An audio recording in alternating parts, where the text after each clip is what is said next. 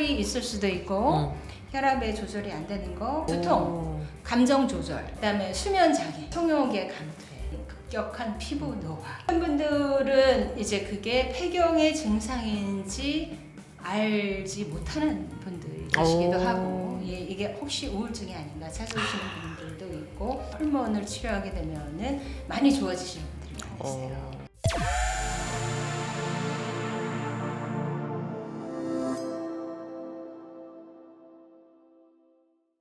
안녕하십니까 여러분. 달사람닷컴 성공한수 건강 5편 문 열겠습니다. 네, 오늘 시청하시는 분들 중에 나는 빨리 늙고 싶어, 나는 뭐 젊음에 대해서 관심이 없어, 이러신 분들 계신가요? 한번 손 들어보실래요? 아마 거의 안 계실 겁니다. 그런데 이 노화라는 것이 그냥 단순히 뭐 보기 안 좋고 이런 차원이 아니라 여러 가지 불편한 것들, 고통, 그리고 질병을 수반한다는 점에서 사실 우리가 좀 지양해야 되는 것이 아닌가라는 그런 생각도 드는데요. 오늘은 그 노화와 관련해서 여러분은 호르몬 치료, 호르몬 요법 요즘 많이들 이야기하시는데 들어보셨죠? 여기에 대해서 그 궁금증을 해결해 주실 분을 모셨습니다. 달라스 건강 메스터즈이신데요. 단순히 건강에 대한 그 치료뿐만 아니라 삶을 디자인하는 곳, 바로 비탈리엘스의 김혜영 원장님 모셨습니다. 네, 안녕하세요. 제가 너무 멋지게 소개한 거 아닌가요? 그렇죠.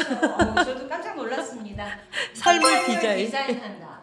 그 항노화라는 말 요즘 많이 쓰게 되는데, 뭐 단순히 그 노화를 좀 막고 그리고 좀 천천히 하게 한다라는 이외에 어떤 의학적인 그런 의미도 따로 있을 것 같아요. 예전에는 폐경 이후의 삶이 그렇게 길지가 않았다가 이제 길다 보니까 그 네. 나머지에 대한 생각들을 많이 하시거든요. 근데 생각해보면 1990년대, 1980년대의 5, 60대와 지금 현재를 바라봤었을 때 이미 많이 달라진 걸 느끼시지 않나요? 많이 그렇죠? 바뀐 것 같아요. 그래서 요새는 뭐 자기 나이에서 15살, 17살을 빼라 하는 얘기도 있고 그렇죠. 맞아요.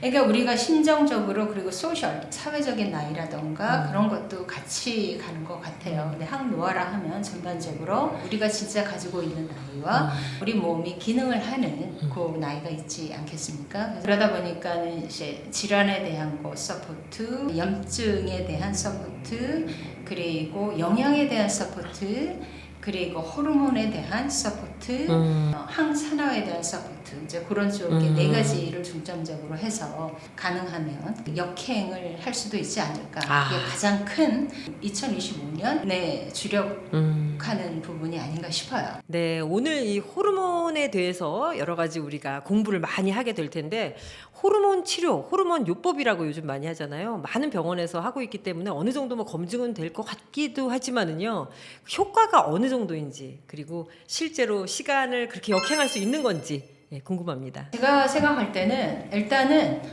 호르몬을 환자분들이 쓰시게 되면은 확 느껴요. 뭐를요? 달라지는 거예요.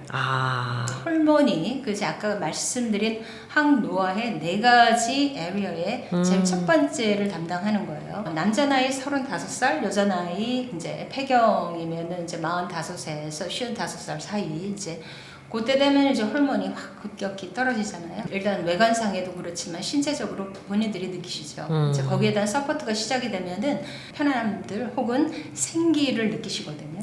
호르몬 치료라는 거는 남자는 두 가지. 테스토스테론하고 에스트로겐 성 호르몬이 있는데 그 여성 같은 경우는 테스토스테론, 에스트로겐, 프로제스테론 해갖고 세 가지 성 호르몬이 있습니다. 우리가 이제 모든 약들은 리스크가 있고 베네핏이 있고 저울에 딱 놓고 달았을 때 얼마만큼 환자한테 도움이 되느냐, 도움이 되는 거에 비해서 사이드 이펙이 조금 미미하다 그러면 이 치료를 권합니다. 그런데 사실 뭐 폐경을 우리가 막고 싶은 마음은 너무나 많지만 막을 수 있는 것도 아니고, 그 폐경이 된다고 해서 여성 호르몬이 갑자기 그러면은 뭐 0이 되는 건가요? 아니면은 뭐 천천히 없어지는 건가요? 참 저는 그게 궁금하더라고요. 갱년기에 어느 지점에 서 있는가에 따라서 호르몬 수치가 다르긴 하겠지만 측정하는 수치는 0이라고 측정을 하지는 않고요. 자, 저희가 얼마보다 미만, 그래서 보통 5 미만으로 나오시죠. 오늘 이야기하면서 뭐 노화에 대한 이야기할 때 그 갱년기를 빼놓을 수가 없을 것 같아요. 그 갱년기를 지나서 이제 노화가 이렇게 급격하게 온다고 하는데 갱년기 증상이라는 게 참 여러 가지인 것 같거든요. 저는 뭐 잠을 잘 못 자기도 하고 또 뭐 핫플래시가 오기도 하고 뭐 이렇긴 한데 갱년기 증상이 또 없다는 분들도 계시는데 이게 사실인지 갱년기 증상이 있는 분들 없는 분들 이렇게 차이가 많이 나는 건가요? 보시게 되면은 어느 정도인지 정도에 대한 체크업을 하는데 네. 혈압이 있을 수도 있고 혈압의 조절이 안 되는 거, 두통, 감정 조절. 감정 조절은 보통 이제 갱년기가 이기냐 사춘기가 이기냐 그런 말 많이 하잖아요. 갱년기가 그렇죠? 이긴대요. 그러니까 이제 그런 것도 있고 또 그다음에 수면 장애, 성욕의 감퇴, 급격한 피부 노화. 한 분들은 이제 그게 폐경의 증상인지 알지 못하는 분들이 계시기도 하고 이게 혹시 우울증이 아닌가 찾아오시는 분들도 있고 호르몬을 치료하게 되면은 많이 좋아지시는 분들이 많이 계세요. 그 내가 증상이 있어서 꼭 치료를 받는다기보다는 내가 그 밖에 어떤 증상이 있는지를 설문지를 통해서 한번 받아보는 것도 좋지 않은가 하는 생각이 들어요. 예, 저희가 아무래도 뭐 폐경과 관련해서 또 뭐 갱년기 관련해서 여성에 대해서는 많이 들어보고 알고 있는데 아니 남성들도 갱년기가 있겠죠. 남성들도 당연히 인간이니까 있겠죠. 근데 언제쯤 오는 건지 그 시기가 굉장히 궁금하거든요. 들은 데이터가 있어요. 35살을 전후로 해서 35이요? 이 남성 호르몬이 가지고 있는 거에 30%씩 1년에 떨어진다고 하고요. 어머나. 데이터인데 그리고 첫 아이의 출산.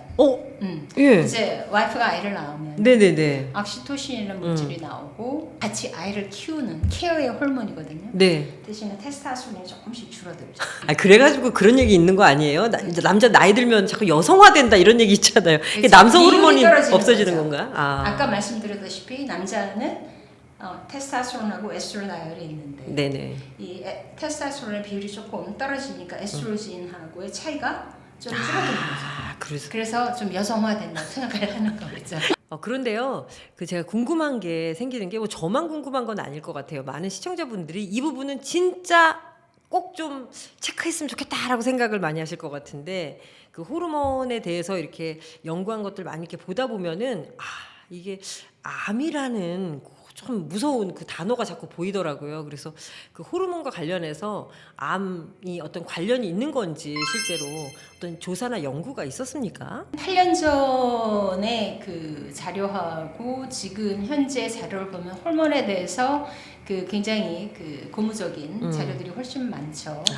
그래서 이제 호르몬에 대한 대대적인 그 연구 혹은 스타디가 2002년도에 있었습니다. 그때 밀리언 워먼 스타디라고 그래가지고 국제 기구에서 했었어요. 근데 그게 10,000명 여성, 100만 명 여성들을 대상으로 해서 10,000명의 여성 단위로 몇 명의 이 유방암 환자가 발견이 됐는지 그게 굉장히 센세이션을 했는데 9명 나온 걸로 알고 있습니다. 10,000명 중에 9명. 근데 지금 현재 데이터는 그냥 일반적인 파퓰레이션 했었을 때 호르몬을 안 쓴 그룹 100명에 5명. 한 5%. 그렇죠. 그리고 또 이제 집안 내력이 있거나 그런 분들은 이제 조심하셔야 되는 이유가 조직 검사라던가 이제 그 해보면은 그 호르몬 파지르브한 조직에서 유발된 암을 가지신 분들이 있으시죠. 그런 분들은 이제 그걸 갖다가 조금 없애는 그런 약들을 차단하는 약들을 먹기도 하는데 내력이 있거나 그런 분들은 좀 조심하는 게 좋죠. 근데 그렇다고 해서 호르몬이 100% 이것이 원인이 돼서 얘기는 할 수 없고 호르몬을 쓴 그룹하고 호르몬을 쓰지 않은 그룹의 대비 호르몬을 썼던 그룹이 사실은 그 유방암의 발병률이 떨어졌었죠. 호르몬을 쓰면은 유방암이다라고 말하는 거는 어폐가 있고 간단하게 말씀드리면 노화가 암의 가장 큰 원인이에요. 네? 정말요? 네. 그럼 젊은 사람들이 걸리는 이유는 뭔가요?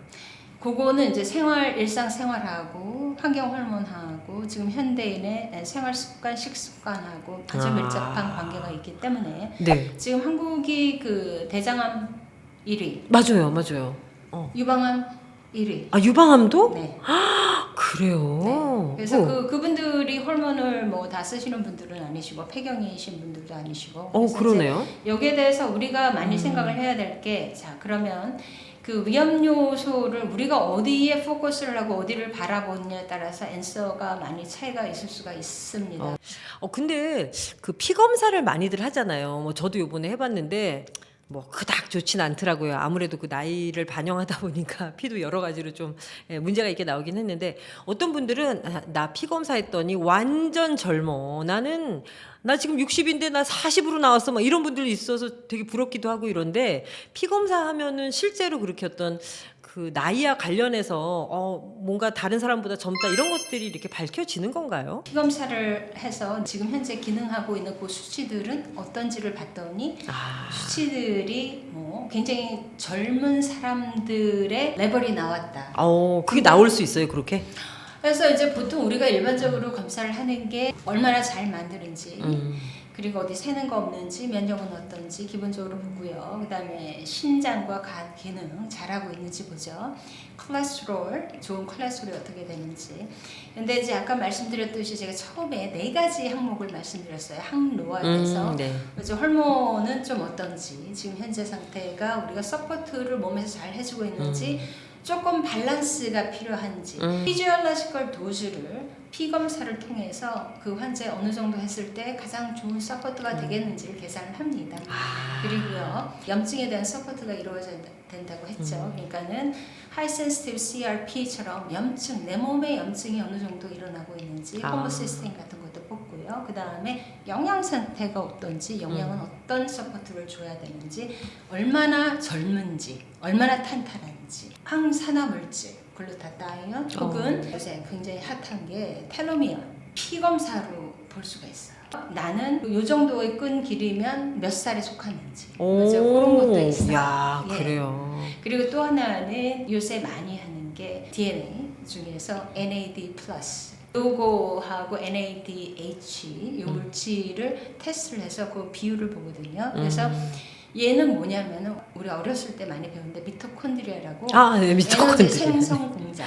네네. 얘들이 이제 나이가 들으면서 점점 디액티베이트해요. 공장을 100을 갖고 있어 막 돌리다가 50이 없어졌어. 그럼 50만 가지고 에너지를 생산하려면 굉장히 힘들잖아요.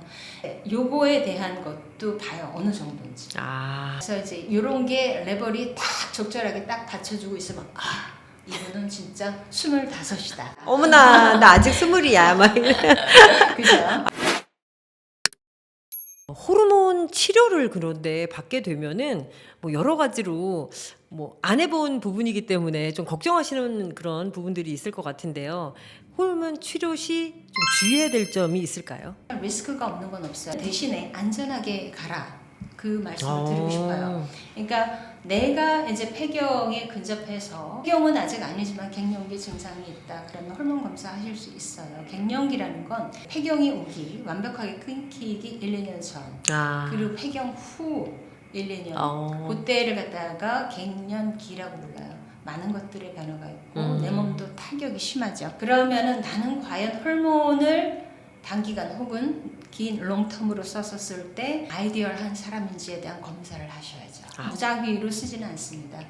집안 내력에 대한 그 얘기도 있어야 되고, 그리고 아까 말씀드린 요 그 설문도 하셔가지고 어느 정도의 불편함인데 어느 쪽으로 서포트를 하는 게 좋은지, 이런 호르몬인지 다른 종류의 호르몬인지, 이제 그런 것들을 얘기를 통해서 저희가 컨설테이션을 해서 어떤 게 환자한테 가장 안전한지를 결정을 합니다. 누군가에게는 정말 절실한 그 치료가 될 수도 있죠. 근데 이제 모든 게 그래요. 치료로 해서 쓸 수 있는 거는 세상에 많이 있지는 않아요. 우리가 결국은 매니지먼트, 롱텀으로 가요. 모든 게. 왜냐면은 이 우리가 변화무쌍한 사람의 몸을 어떻게 한 방에 그런 게 사실은 흔치가 않습니다. 그럼에도 불구하고 우리가 우리 몸속에 계속해서 이 줄 수 있는 선물은 내일보다는 오늘에 집중하셔야 하고, 그리고 꾸준함, 내가 나한테 꾸준하게 케어해주고 바라봐주고 사랑해주고 그리고 기쁘게 해주고 그러려고 하는 그 노력, 그리고 관계 개선, 나와 나의 관계가 가장 좋아야 돼요. 그래서 호르몬은 다시 한번 말씀드리면 밸런스거든요. 음. 내가 밸런스가 무너졌다고 느끼는 시점이 반드시 옵니다. 그럴 때 그 밸런스를 어떻게 극복을 하면 가장 아이디얼하고 안정적일지는 클리닉에서 네. 자문을 받으시고 하는 게 가장 좋을 것 같아요. 원장님께서도 호르몬 치료를 굉장히 많이 하시는 걸로 알고 있는데요.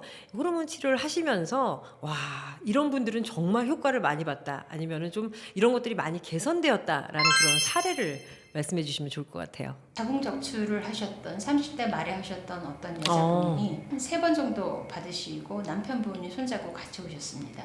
나이가 어떻게 되시는 분이죠? 지금 현재는 60 초반이세요. 아. 근데 이 호르몬을 시작하신 게 한 8년 되셨어요. 오. 예. 그러니까는 한 50대 한 중반서부터 시작을 하셨었어요.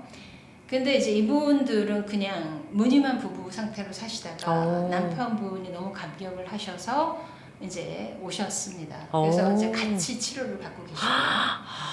메니얼스 디지즈라고 굉장히 그 어지럼증과 그 난청과 귀에다가 보청기를 임플란트를 하신 분이시거든요. 1년에 한 2번 정도는 이제 운전하시다가 이 차를 세워놓고 막 토해야 되고 어지럽고 그렇죠. 예, 토 나오고 예. 그래서 근데 이제 호르몬을 쓰시는 동안 그런 증상이 한 번도 안 오셨어요.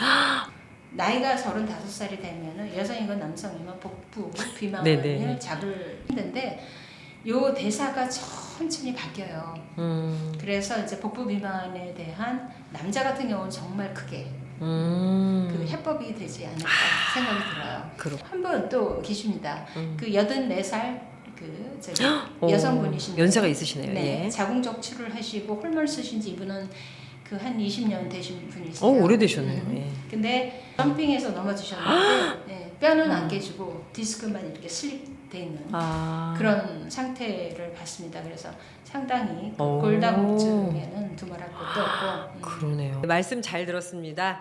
자, 지금까지 저희가 항노화란 무엇인지 그리고 노화를 좀 늦추고 또 막기 위해서 할 수 있는 여러 가지 방법들 중에서 호르몬 치료에 대해서 알아봤습니다. 호르몬 치료가 뭐 어느 정도 위험하다라고 생각하시는 분들 아직까지도 계셔서 안 하시는 분들도 계신 것 같고 또 난 너무 효과를 봤어. 아까 말씀 들어보니까 20년 동안 호르몬을 이렇게 잘 맞으셔서 또 건강하게 사신 분들도 계시는데요. 역시 뭐 가족력도 있고 자신의 몸 상태도 있기 때문에 이렇게 전문가의 상담 함께 하시면서 자신에 맞게끔 호르몬 치료를 해보시는 건 어떨까라는 생각을 하게 됐습니다. 네, 지금까지 비탈리엘스의 김혜영 원장님과 함께했습니다. 원장님 감사합니다, 원장님.